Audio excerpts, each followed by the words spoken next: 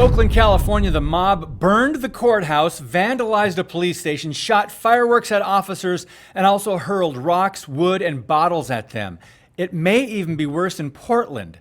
House Judiciary Committee Chair Jerry Nadler was asked Monday about the fires and rioting in Portland, and he denied it's even happening. Listen to this. There's violence across the whole country. Do you disavow the violence from Antifa that's happening in Portland right now? There's riots. That's a myth that's being spread only in Washington, D.C. It's just a myth. Now, very few on the left have denounced the violence and destruction, thinking it's somehow justified. So Democrats at ABC reported on the chaos and destruction, and this was one of their actual headlines. Protesters in California set fire to a courthouse, damaged a police station, and assaulted officers after a peaceful demonstration intensified. Oh, it's just intensified peace. Violence and lawlessness are fake news. I'm David Fiorazzo, and this is Christ and Culture.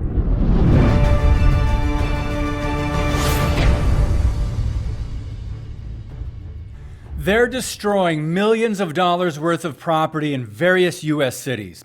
Mocking the tweet by ABC about a peaceful demonstration, actor James Woods suggested a fix for the headline. A tag at the end to make it more accurate. He added, quote, "after the Democrat mob went wild." Now, once again, the biased media is censoring the news and redefining words to fit the progressive narrative.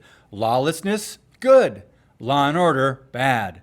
The NYPD says more than 300 police vehicles have been damaged or destroyed in the last 2 months. In Seattle recently, at least 59 police officers were injured, and the complicit networks keep fueling the fire by ignoring the truth. Oh, and get this, CNN describes these protests as a, quote, demonstration against police violence. Seriously. But many of the demonstrators are in fact paid agitators and criminals who smash windows and intimidate civilians and assault those who oppose the revolution.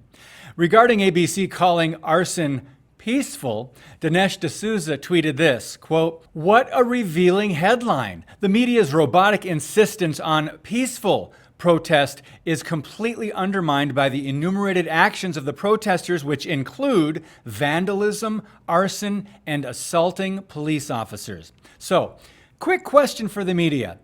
Isn't it relevant and compelling the fact that the Portland Police Department discovered a cache of munitions, including loaded rifle magazines and Molotov cocktails? Alleged news networks ignored this. The gas-lighting media also failed to mention 3 federal agents are facing permanent blindness from rioters shooting high-powered lasers into their eyes. Oh, and who can forget CNN's Chris Cuomo encouraging and defending the rioters when he said this? Show me where it says that protests are supposed to be polite and peaceful.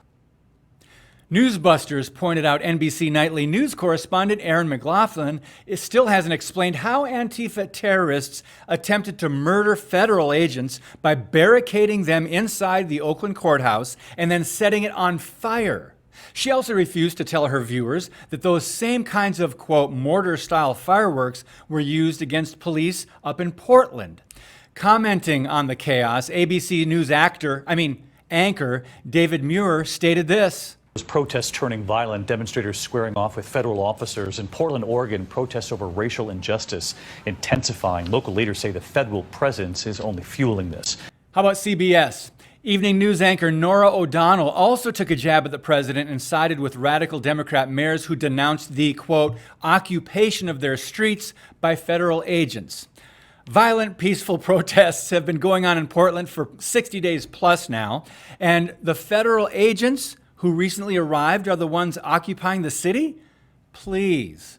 But this is what they've been selling, and this is what too many people actually think is happening. Why?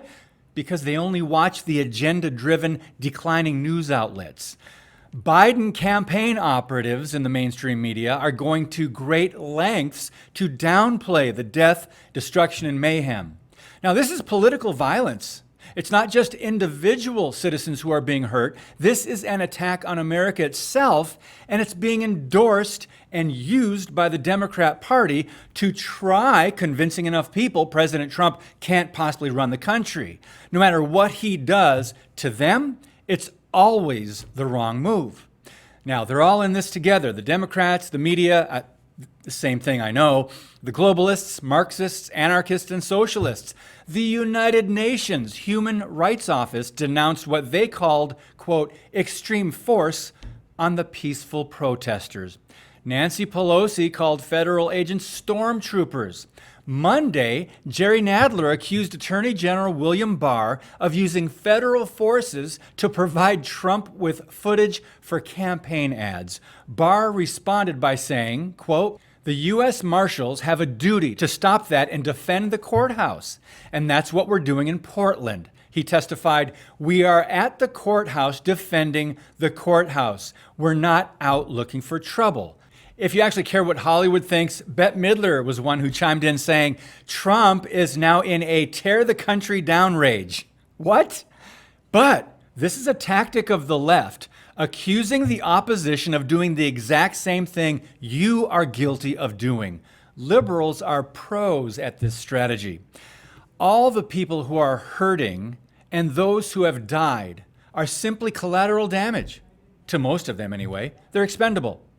By not reporting truthfully on the effects of the violence, by opposing law enforcement, and by covering for the perps, it's clear that the media elites are driven to do whatever it takes to make President Trump look bad.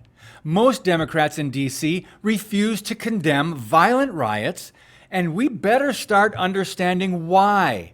There's a big election coming up in just 3 months, friends.